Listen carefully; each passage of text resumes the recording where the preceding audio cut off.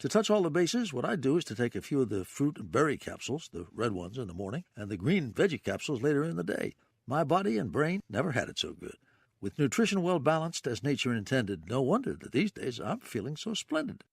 Right now, Balance of Nature is offering free shipping and 35% off on any new preferred order. Call 1-800-2468-751 or go to balanceofnature.com and use discount code Chicago. After 25 years of building websites for all kinds of companies and many different industries, AmericanEagle.com realized a well-designed website is also your best employee, bringing efficiency, revenue, production, showing up every day, giving above and beyond to increase your bottom line. That's what a website designed, developed, and hosted by AmericanEagle.com has brought to so many clients. An AmericanEagle.com website is a 24/7 branding exercise, building rapport and thus brand equity while you sleep. Companies like WeatherTech have relied on AmericanEagle.com's website design and development and hosting capabilities for years. When some of the world's top brands need a reliable company to prepare their sites for high-traffic events, who do they call? AmericanEagle.com. Their clients have come to rely on them for a full line of website services, from consulting and strategy to digital marketing, hosting, and maintenance. Give the team at AmericanEagle.com a call today. 1-877-WEB-NOW. The number 1 is the number. AmericanEagle.com is the website. 1-877-WEB-NOW-1 is the number. Customize and save with Liberty Mutual Insurance Company. Only pay for what you need at libertymutual.com. 7:37 AM 560 Traffic Center time, and Jim. In Tinley Park, there's a crash on the entrance ramp from Harlem Avenue to westbound I-80. There's a pole down. There's a tow at the scene. You might expect a little congestion there, though on I-80 itself, traffic flows without significant incident or slowdown in that area. On the inbound Kennedy, traffic's tight approaching the Burn Circle. It's a 22-minute drive time O'Hare to downtown. Outbound 25 minutes now, with a couple of areas of congestion. Inbound Eisenhower, delays are from Ashland to the Burn Circle. 30 minutes, 390 to downtown, outbound 28. Stevenson, 29 minutes, 355 to Lakeshore Drive. Line runs 22 minutes from 95th to downtown. That's traffic. I'm Jim Talamonte on AM 560, The Answer. Worried about basement flooding? It's time to call Permaseal. 800-421-SEAL. Chicago's Morning Answer continues next in our AM 560 Weather Center. Mainly cloudy. We could see some snow late in the day and a high of 27. 20 right now. Next news at 8. Chicago's Morning Answer with Dan and Amy continues next on AM 560, The Answer.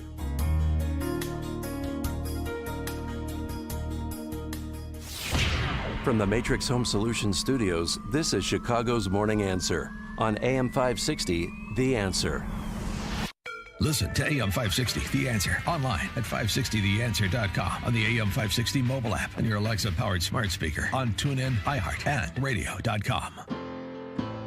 Mike Madigan runs the Democratic House floor for 30-plus years running. He's promising this and he's stealing that. Where can you get that kind of money? He's using your house like his own piggy bank. You ought to know by now. You can pay off your house here in Illinois, but you can never keep up with the taxes. Oh, how it's always been the plan to have a taxpayer pay, no doubt. Not a matter of if anymore, but when you're moving out. Oh, damn. Little pitchy there. You haven't been singing in a while, huh? Literally moving out. Yes. Uhaul's annual survey of which way one-way rentals are going. And which way are they going, Dan? Number 1 for the most one-way U-Haul arrivals versus departures for the first time ever. Rocky Top, Tennessee for the first time. Yeah, Tennessee. Yeah. Tennessee. Texas right behind, and then Florida number 3. I would think Florida would be number 1. Not in 2020. It was in 2019. Okay. And one way out. I've got some good news for you, Illinois. Actually, it could be bad news depending on your perspective. What number are we, Dan? Number 1 in U-Haul one-ways out of state, California. Oh. Illinois shot up to 49th in the country. We're coming for you, New Jersey. Well, it makes me mad, though, because a lot of those Californians are moving to Arizona, hence them turning blue. Yeah. Which I don't like. Why would they take their bad policies with them to another state? For more on the lost Illinoisans that are scattered across the fruited plains, we're pleased to be joined by Ted Dabrowski, president at WirePoints, WirePoints.com, for our recurring segment on all things Illinois related. Ted, thanks for being with us. Appreciate it. Good morning, Dan. Good morning, Amy. Are you buoyed by the fact that we have shot past California and we're on the nipping at the heels of New Jersey in terms of outmigration? Well, yeah, we're looking for any positive sign we can, and we don't like it when we lose our number one position, but we've lost it here. I think this is just a confirmation of everything we've said, and we've got a new General Assembly in Illinois, and the pastors have ignored this kind of data. They ignore all kinds of data about where we rank on people leaving, on taxes and things like that. And so, you'd like to think that this new leadership will look at that and say, it's time we do something about it, but it's unlikely. Talking about some COVID-related matters with the reopening of parts of the state and parts of the business community and parts of the state. You penned a piece at WirePoints about expediting the reopening and, oh, by the way, saving more Illinoisans in terms of their lives by changing the way vaccines are prioritized in this state. Well, we've talked a lot about how at WirePoints how the state has just dramatically failed to take care of the elderly. We've seen 50% of all deaths have come for people 60 and older. We've got the retirement home fiasco where half of all COVID deaths have been in retirement homes. And I'm sorry, almost 90% of all deaths have been 60 and older. So we've known the problem has been the elderly, and that's who we've needed to take care of, and we've done a horrible job of protecting them. So here we come around to getting a vaccine finally, and you would think that with all that data that Governor Pritzker and his team has, you would think that the number one thing they would do is obsess to get the vaccines to the elderly, right? That their case fatality rates are really high for when they're 80 and older or 70 and older. But what we're seeing is that they're botching that too. Just yesterday or this week, it was announced that a whole bunch of essential workers will be teamed up to get their vaccines at the same time as the elderly, and now prisoners too. And so you're going to crowd out the elderly, and we're going to have the same fiasco again, same mistake. Well, why, if you committed a crime, even a homicide, will you get vaccinated before a law-abiding citizen? I mean, that makes no sense because COVID, as we know, has gone through, at least 26 in Cal, it's gone through there twice.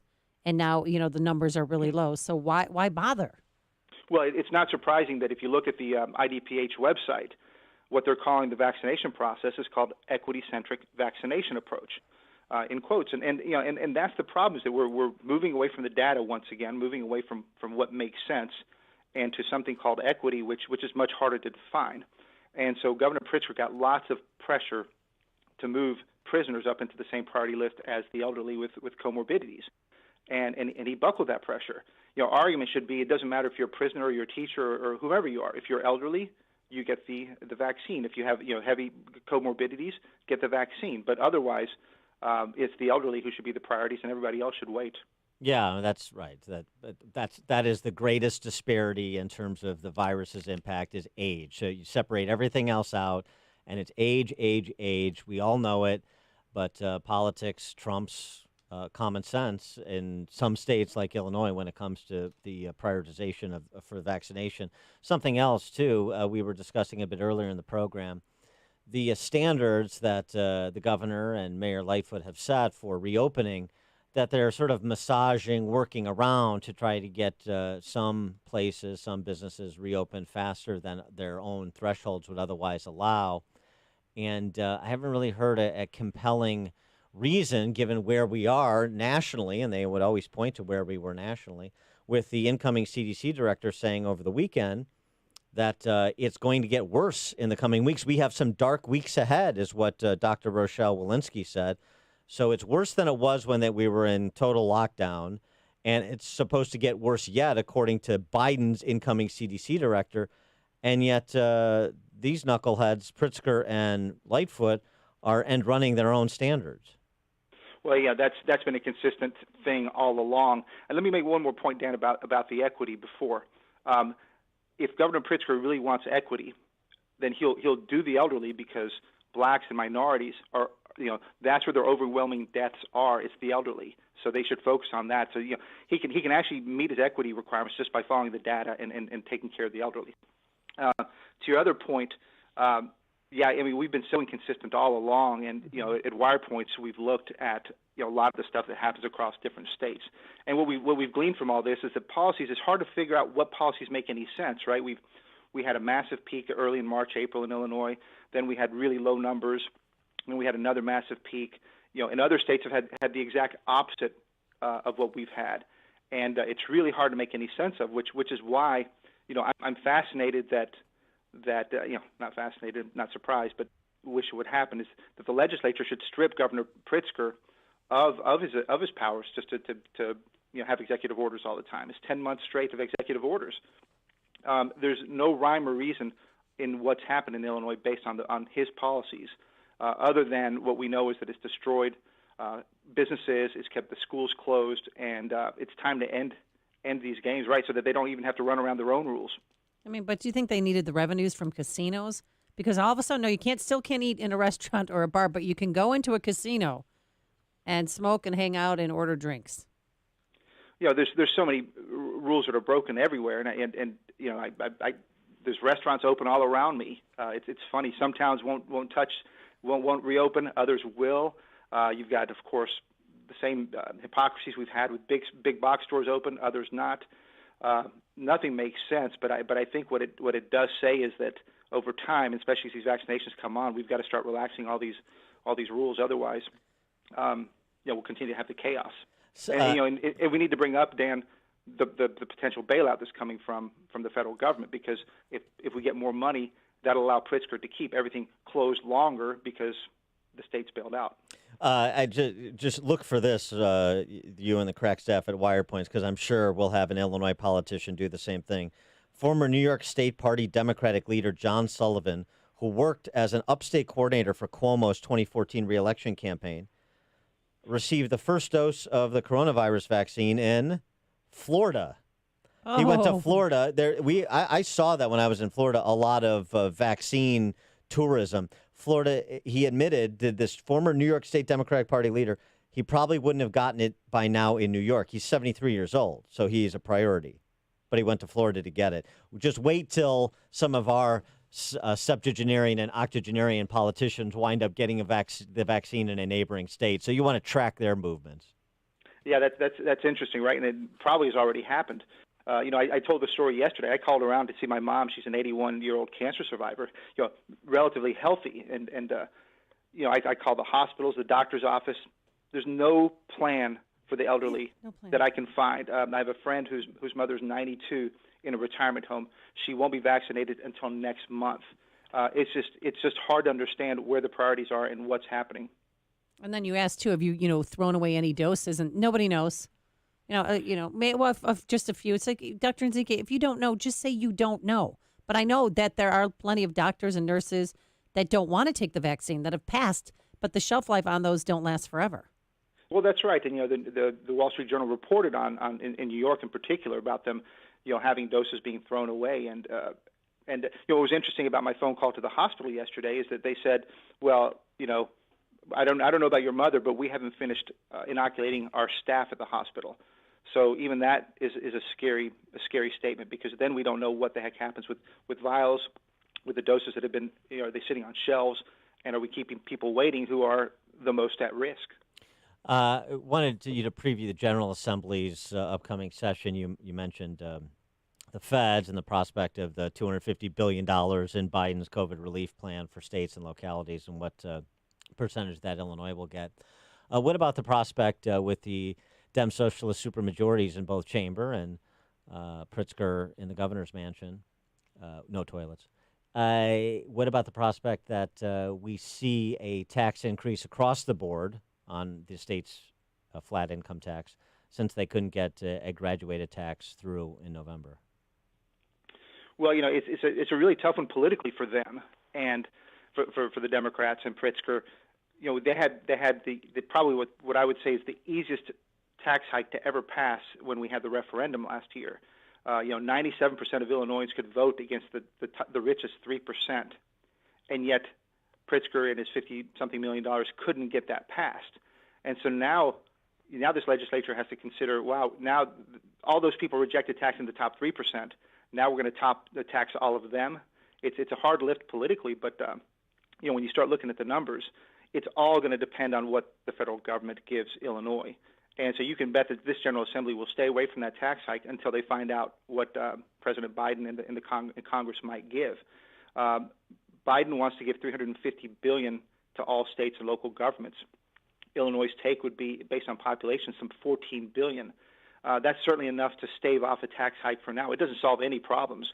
It just allows Pritzker in this legislature to avoid the tax hike now, playing the game. Then it pushes it off for 2 years because he's not going to do it in a re-election year. That's right. And so we'll just just do all the gimmicks that are possible. You'll probably sell the Thompson Center one more time. Right. I think it's the fifth time we'll sell it. It's bringing lots of money. We should just sell more of those things. If you just sell a lot of stuff on paper, it's amazing the amount of revenue you generate on paper. Exactly. But so look for them not to do anything until they get their clear signal from Joe Biden. And you got people like Janet Yellen at the Fed now who's saying, give away, go ahead, give away money. Let's do this. So it's a tough time for reform. And it's a tough time for getting any kind of fiscal discipline, because if the feds do hand out more money, it's going to make the next 2 years just more of the same and make it easier for the supermajorities in Illinois to just kind of patch things up for a while. Ted Dabrowski, President WirePoints.com. Ted, thanks for joining us. Thank you, guys. Thank you. And he joined us on our turnkey.pro answer line. Before you see it on TV, share it on Facebook, or read about it in the paper. Hear it here first. This is Chicago's Morning Answer on AM 560. The Answer.